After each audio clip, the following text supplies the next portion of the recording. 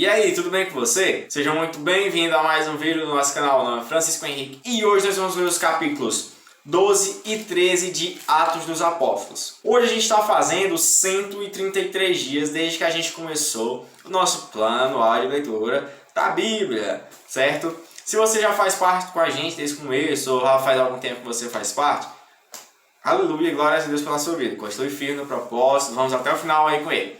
Mas se você não participa ainda conosco, quer participar, quer fazer parte desse propósito, é só você se inscrever no canal, ativar o sininho para receber todas as notificações e aguardar a notificação todos os dias, tá bom? Todo dia eu vou mandar o vídeo, você abre o vídeo, lê junto com a gente e a gente segue aí firme nesse propósito, tá bom? Pois é, então deixe seu like aí, se você é inscrito ou se não é, deixe seu like.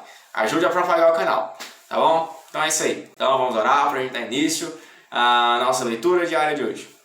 Senhor, meu Deus e eterno Pai, mais uma vez te agradecemos por tudo que o Senhor tem feito por cada um de nós, te agradecemos pelo privilégio que o Senhor nos concedeu de mais uma vez estar lendo as Sagradas Escrituras. Espírito Santo vem nos ensinar, Espírito Santo vem abrir, glória a Deus, porta do nosso coração, que a palavra venha entrar e venha ficar aqui dentro. Em nome de Jesus, Senhor, eu te peço e agradeço em nome de Jesus. Amém. Então vamos lá, pessoal. O capítulo 12 tem um título assim: O martírio de Tiago e a prisão de Pedro. Versículo 1 do capítulo 12. Por essa época, o rei Herodes Agripa começou a perseguir violentamente algumas pessoas da igreja. Mandou matar à espada Tiago, irmão de João. Quando Herodes viu quanto isso agradava os judeus, também prendeu Pedro durante a celebração da festa dos pães, sem fermento.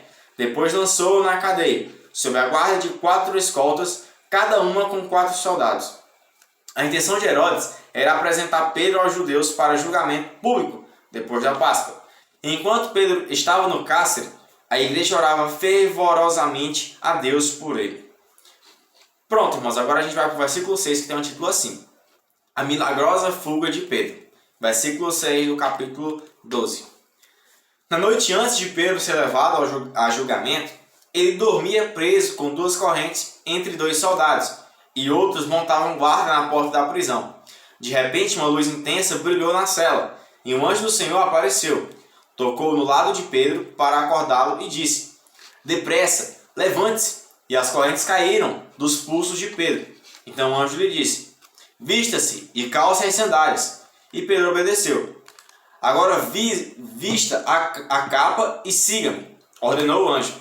Pedro deixou a cela, seguindo o anjo. O tempo todo, porém, pensava que era uma visão, sem entender que era real o que ocorria. Passaram o primeiro e o segundo postos de guarda, e quando chegaram ao portão de ferro, que dava para a cidade, o portão se abriu sozinho para eles. Os 2 passaram e foram caminhando ao longo da rua, até que subitamente o anjo o deixou. Por fim, Pedro caiu em si. É verdade mesmo, disse ele. O Senhor enviou o seu anjo para me salvar daquilo que Herodes e os judeus planejavam me fazer. Quando Pedro se deu conta disso, foi à casa de Maria, mãe de João Marcos, onde muitos estavam reunidos para orar. Ele bateu a porta da frente e uma serva chamada Rode foi atender. Ao reconhecer a voz de Pedro, ficou tão contente que, em vez de abrir a porta, correu de volta para dentro, dizendo a todos: Pedro está à porta. Eles, porém disseram: Você está fora de si. Diante da insistência dela, concluíram: Deve ser o anjo dele. Enquanto isso, Pedro continuava a bater. Quando por fim abriram a porta e o viram, ficaram admirados. Ele fez um sinal para se acalmarem e lhes contou como o Senhor o havia tirado da prisão. Contem a Tiago e aos outros irmãos o que aconteceu, disse ele. Então foi para outro lugar. Ao amanhecer, houve grande alvoroço entre os soldados a respeito do que tinha acontecido a Pedro. Herodes ordenou que fosse feita uma busca completa por ele. Não conseguindo encontrá-lo, interrogou os guardas e mandou executá-los. Depois disso, Herodes partiu da Judéia e foi passar algum tempo em Cesareia. Pronto, mas agora a gente vai para o versículo 20, que tem um título assim: A morte de Herodes Agripa. Versículo 20 do capítulo 12. O rei Herodes estava muito irado com o povo de Tiro e Sidom. Assim, as 2 cidades se reuniram na tentativa de se reconciliar com o rei, pois dependiam de suas terras para obter alimento. Então, tendo conquistado o apoio de Blasto, assistente pessoal do rei, conseguiram uma audiência no dia marcado. Herodes, vestindo seus trajes reais, sentou-se em seu trono e fez um discurso para eles. O povo o ovacionava, gritando: "É a voz de um Deus e não de um homem." No mesmo instante, um anjo do Senhor feriu Herodes com uma enfermidade, pois ele não ofereceu a glória a Deus. Foi comido por vermes e morreu. Enquanto isso, a palavra de Deus continuava a se espalhar. Havia muitos novos convertidos. Quando Barnabé e Saulo terminaram sua missão em Jerusalém, voltaram levando consigo João Marcos. Pronto, irmãos, encerramos aí no versículo 25 o capítulo 12 de Atos. Agora a gente vai para o capítulo 13, que tem um título assim: Barnabé e Saulo são enviados pela igreja. Versículo 1 do capítulo 13. Entre os profetas e mestres da igreja de Antioquia da Síria estavam Barnabé e Simeão, chamado Negro, Lúcio de Cirene, Manaém, que tinha sido criado com o rei Herodes Antipas, e Saulo. Certo dia, enquanto adoravam o Senhor e jejuavam, o Espírito Santo disse: "Separem Barnabé e Saulo para realizar o trabalho para o qual eu os chamei." Então, depois de mais jejuns e orações, impuseram as mãos sobre eles e os enviaram em sua missão. Pronto, agora a gente vai para o versículo 4, que tem um título assim: A primeira viagem missionária de Paulo. Versículo 4 do capítulo 13. Enviados pelo Espírito Santo, eles desceram ao porto de Seleucia, de onde navegaram para a ilha de Chipre. Ali na cidade de Salamina, foram às sinagogas judaicas e pregaram a palavra de Deus. João Marcos acompanhava como assistente. Viajaram por toda a ilha, até que por fim chegaram a Pafos, onde encontraram um feiticeiro judeu, um falso profeta chamado Bar-Jesus. Ele acompanhava o governador Sérgio Paulo, um homem inteligente que convidou Barnabé e Saulo para visitá-lo, pois desejava ouvir a palavra de Deus. Mas Elimas, o feiticeiro, esse é o significado de seu nome, opôs-se a eles, na tentativa de impedir que o governador viesse a crer. Cheio do Espírito Santo, Saulo, também conhecido como Paulo, encarou Elimas nos olhos e disse: "Filho do diabo, cheio de toda espécie de engano e maldade, e inimigo de tudo que é certo, quando deixará de distorcer os caminhos retos do Senhor? Preste atenção, pois o Senhor colocou a mão sobre você para castigá-lo, e você ficará cego, sem conseguir ver a luz do sol por algum tempo." No mesmo instante, neblina e escuridão cobriram-lhe os olhos, e ele começou a tatear, suplicando que alguém o tomasse pela mão e o guiasse. Quando o governador viu o que havia acontecido, creu, muito admirado com o ensino a respeito do Senhor. Pronto, agora a gente vai para o versículo 13, que tem um título assim: Paulo e Barnabé em Antioquia da Pisídia. Versículo 13.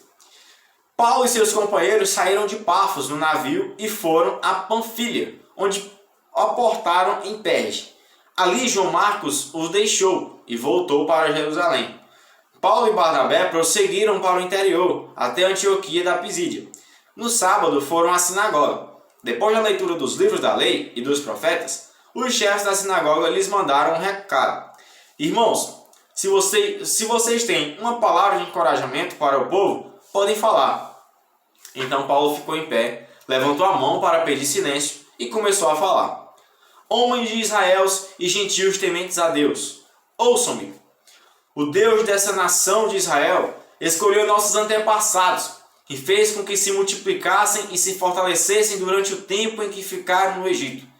Então, com braço poderoso, ele os tirou da escravidão. Ele suportou o seu comportamento durante os 40 anos em que andaram sem rumo pelo deserto. Destruiu 7 nações em Canaã e deu seu território a Israel como herança. Tudo isso levou cerca de 450 anos. Depois, Deus lhes deu juízes para governá-los, até o tempo do profeta Samuel. Então o povo pediu um rei, e ele lhes deu Saul, filho de Quis, homem da tribo de Benjamim, e ele reinou por 40 anos. Mas Deus removeu Saul e colocou em seu lugar Davi, a respeito de quem Deus disse: Davi, filho de Jessé, é um homem segundo o meu coração, fará tudo o que for da minha vontade. E Jesus, um dos descendentes de Davi, é o Salvador que Deus concedeu a Israel, conforme sua promessa. Antes da vinda de Jesus, João Batista anunciou que todo o povo de Israel precisava se arrepender e ser batizado. Quando João estava concluindo seu trabalho, perguntou: "Vocês pensam que eu sou o Cristo? Não sou, mas ele vem em breve, e não sou digno sequer de desamarrar as correias de suas sandálias." Irmãos, vocês que são filhos de Abraão e também vocês gentios tementes a Deus, esta mensagem de salvação foi enviada a nós.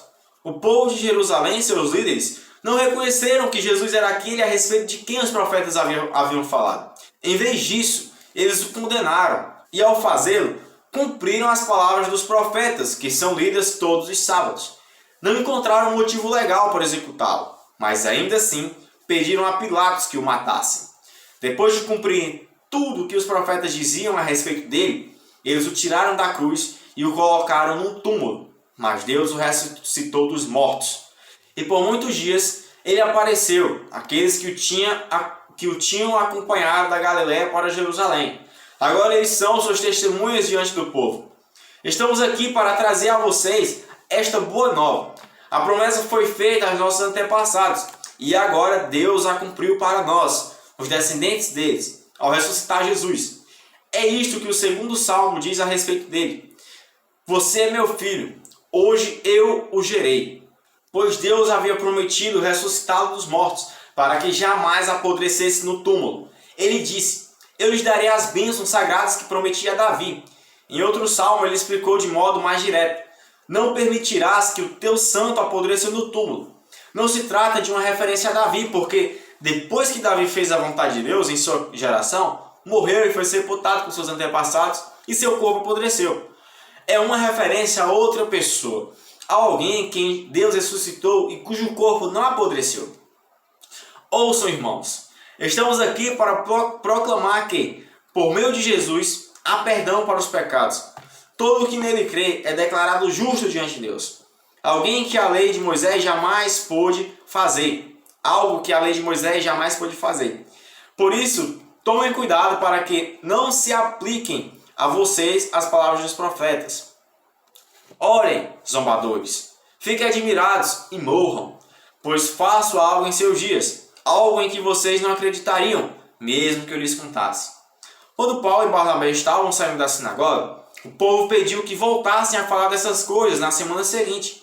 Muitos judeus e gentios devotos, convertidos ao judaísmo, seguiram Paulo e Barnabé, que insistiam com eles para que continuassem a confiar na graça de Deus. Pronto, agora a gente vai para o versículo 44, que tem um título assim: Paulo e Barnabé se dirigem aos gentios. Versículo 44 do capítulo 13. No sábado seguinte, quase toda a cidade compareceu para ouvir a palavra do Senhor. Quando alguns dos judeus viram as multidões, ficaram com inveja, de modo que difamaram Paulo e contestavam tudo que ele dizia. Então Paulo e Barnabé se pronunciaram corajosamente, dizendo: era necessário que pregássemos a palavra de Deus primeiro a vocês, judeus. Mas uma vez que vocês a rejeitaram e não se consideram dignos da vida eterna, agora vamos oferecê-la aos gentios. Pois foi isso que o Senhor nos ordenou quando disse: fiz de você uma luz para os gentios, para levar a salvação até os lugares mais distantes da terra.